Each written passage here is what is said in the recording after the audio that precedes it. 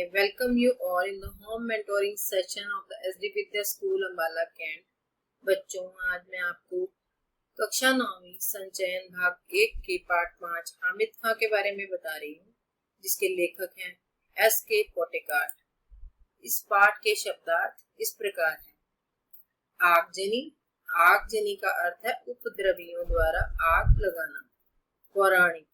पौराणिक का अर्थ है प्राचीन, जिसका धार्मिक ग्रंथों में वर्णन मिलता हो। अलमस्त। अलमस्त का अर्थ है मस्त। सालन। सालन अर्थात सब्जी या गोश्त का मसालेदार शोरबा। बेतरतीबी।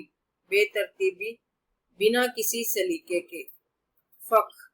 फख अर्थात गर्व। आतताइयों।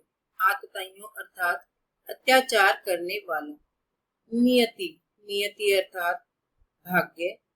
पश्तो। पश्तो अर्थात एक प्राचीन भाषा। तश्तरी। तश्तरी का अर्थ है प्लेट। चाव। चाव का अर्थ है शौक। शुधा। शुधा का मतलब भूख। अधेड़ अर्थात ढलती उम्र का। तृप्त अर्थात संतुष्ट।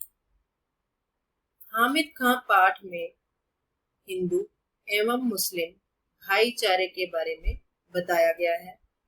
यह पाठ हमें सर्वधर्म संपन्न की शिक्षा देता है।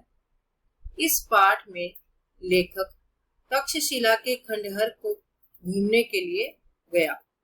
तक्षशिला जो कि पाकिस्तान में है। जब लेखक वहां पर घूमने गया तो वहां के तंग बाजारों में से वह निकला।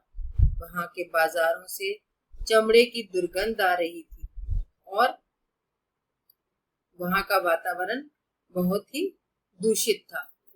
एक दिन लेखक को समाचार पत्र में आगजनी की खबर के बारे में पता चला। आगजनी अर्थात जब लड़ाई झगड़े होते हैं और आग लगाई जाती है, उसे आगजनी कहते हैं। उसे पढ़कर लेखक को हामिद खां नाम के एक व्यक्ति की याद आई, जो एक मुसलमानी पठान था, जो होटल में ढाबे में खाना बनाता था। तो जब लेखक भ्रमण के लिए गया तो उसकी मुलाकात हामिद खां से हुई थी। लेखक ने ईश्वर से उसकी हिफाजत की दुआ मांगी। 2 साल पहले वह तक्षशिला के पौराणिक खंडहरों को देखने के लिए वहां गया था। कड़ी धूप और भूख और प्यास के कारण उसका बहुत बुरा हाल था। लेखक रेलवे स्टेशन से करीब पौने मील दूर बसे एक गांव की ओर चला। उन्हें वहां तंग बाजार, धुआं, मच्छर और गंदगी से भरी जगहें दिखी। कहीं भी होटल का नामो निशान नहीं था। तभी अचानक लेखक को एक दुकान दिखाई दी और वहां पर उसने देखा कि एक अधेड़ उम्र का पठान चपातियां बना रहा था। लेखक ने खाने के बारे में उससे पूछा तो दुकानदार ने लेखक को बेंच पर बैठने के लिए कहा। दुकानदार ने चपातियां बनाते हुए लेखक से पूछा कि वह कहाँ रहने वाला है। लेखक ने उसे बताया कि वह हिंदुस्तान के दक्षिणी छोर पर मद्रास से आगे मालाबार क्षेत्र में रहने वाला है।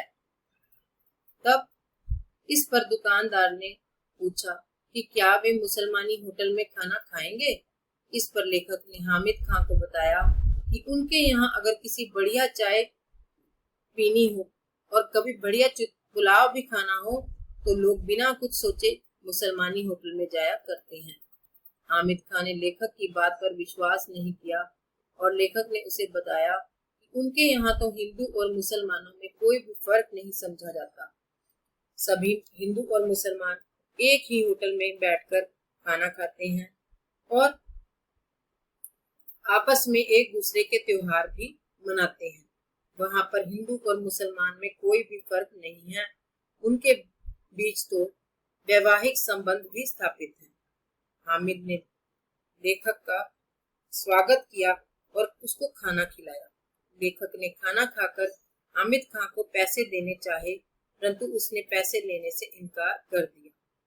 बहुत कहने पर भी हामिद ने उससे पैसे नहीं लिए और तब उसने कहा कि यह पैसे मैं इसलिए नहीं ले रहा कि आप हिंदुस्तान जाकर मुझे याद रखेंगे और मेरी मेहमान नवाजी को याद रखेंगे। लेखक आज समाचार पत्र पढ़कर हामिद खां और उसकी दुकान को सांप्रदायिक दंगों से बचाने के लिए प्रार्थना कर रहा था। इसलिए लेखक को हामिद खां की याद आ गई।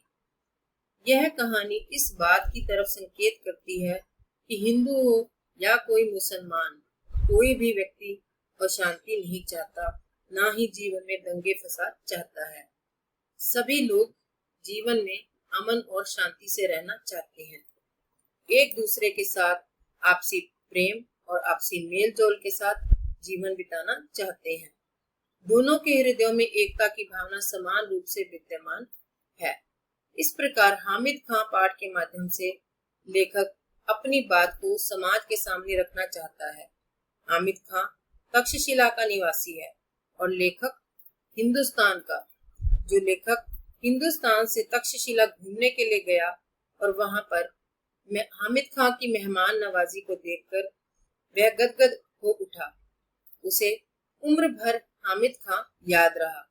और हामिद खां कहानी के माध्यम से लेखक यह भी बताना चाहता है कि धर्मों के व्यक्तियों के बीच, कोई भी धर्म हो, अलग अलग धर्मों के व्यक्तियों के बीच में आत्मीय संबंध को छू लेने वाली यह कहानी है और हमें यह प्रेरणा देती है कि हमें भी धर्म के नाम पर नहीं लड़ना चाहिए, आपस में प्रेम और भाईचारे के साथ रहना चाहिए। धन्यवाद।